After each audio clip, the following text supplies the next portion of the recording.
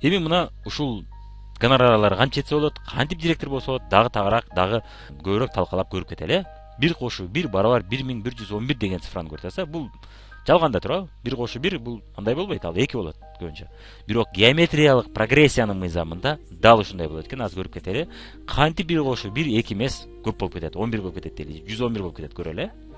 Мына мисалы үчүн сиз өзүңүз мына 1-жума сабактарга катыштыңыздагы биз айткан нерселерди жасап отуруп, 1 жумада сиз өзүңүзгө окшогон мен дагы менеджер болоюн деген 1 киши таптыңыз дейли. Мына 1 жумада, бул реалдуубу? Реалдуу, албетте. 1 кишини табыш кыйын эмес. Мына 1 кишини таптыңыз, өзүңүзгө окшогон. Ал менен бирге кошулуп сиздер экөө болдуңуздар, Экинчи жума ал дагы 1ди таап атат өзүнө окшогон, сиз дагы 1ди таап атасыз. Бирге команда болуп, биргеликте иштеп атасыздар. Мына 4 киши болуп калат экен, Сиз менен кошо мына 4 киши болуп калды. 2 киши кошулду жаңы, сиз менен кошо, сиз менен ал менен кошо 4 киши болуп калды. 3-чү жума 4-өөңүздөр өзүңүздөргө бирден киши таап атасыздар дагы. Мына 8 киши болуп калды. 4 киши кошулду, 8 киши. 4-чү жума бардыңыздар биригип 8 киши алып келдиңиздер, бирден алып келип отуруп 16 киши болуп калды. 5-чү жума 16 киши бирден алып келип отуруп 32 киши болду. 5-чү жума 16 киши бирден киши алып келип отуруп 32 киши болду. 6-чы жума болсо 32 киши бирден алып келип отуруп 64 болду. 7-чи жума болсо 128 киши болуп калды. Эми 64 кишиге канча айлык чыгат көрүп кетели. 64 киши 50 балдык эмес, 30 балдык жасасын, орточо 25 балл жасагандар болот, 20 балл, 50 балл, 100 балл жасагандар болот. Биз орточо 30 балды алып коелу, же минимумду алып коелу. Мына 64 балл, 64 киши 30 балдан жасап атат. Бул бизге 1920 балды берет экен. Эми биз төгөрөктөп эсепке ылайык болуш үчүн 2000 балл деп коелу. Мына 2000 балл грубо 64 эмес, 66 же 65 деп коелу. Мына 2000 балл болду. 2000 балды биз 80 сомдон компания төлөп берет, 19% мына айлык катары төлөп берет, 30400 сом айлык тиет экен.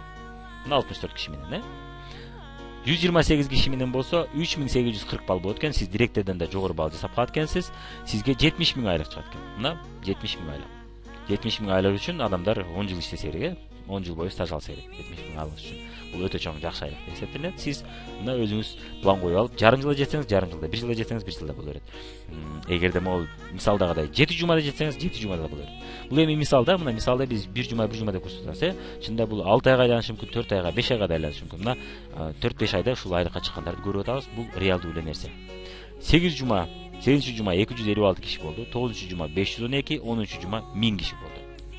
Жума болобу, ай болобу айырмасы жок. Иши кылсам мына ушундай темпте, ушул темпте иштеп отурсаңыз, ушул адамдардын санына жетсеңиз болот экен, ушул айлыкка жетсеңиз болот экен, Мына 256 кишиде сизге 140 000 сом акча чыгат экен.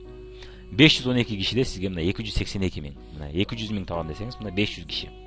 1000 болсо анда элестетип коюңуз канча болот, Мына ушинтип отуруп сиз вице-директор жана директор деңгээлине чыксаңыз болот экен. Мына бирден киши жазып отуруп, бирден киши жана ошол бирден кишиңизге жардам берип отуруп. Негизинен болду, ийгилик каалайбыз. Мына директор болуңуз, вице-директор болуңуз, бонус материалсын алыңыз, 40 000, 60 000, 80 000 рубльдарды алыңыз.